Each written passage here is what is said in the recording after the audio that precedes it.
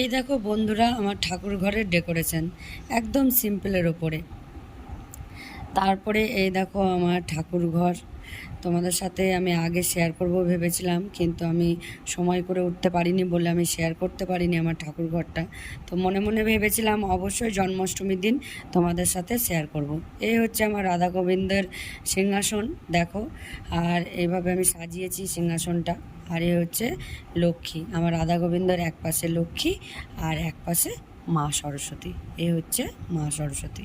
দুটোই পুজো আমার বাড়িতে অনেক বড় করে হয়, লক্ষ্মী এবং সরস্বতী।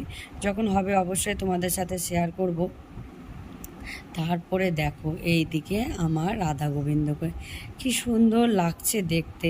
মুকুটটা পরে মনে হচ্ছে আমার রাধা গোবিন্দর চেহারাটাই চেঞ্জ হয়ে গেছে।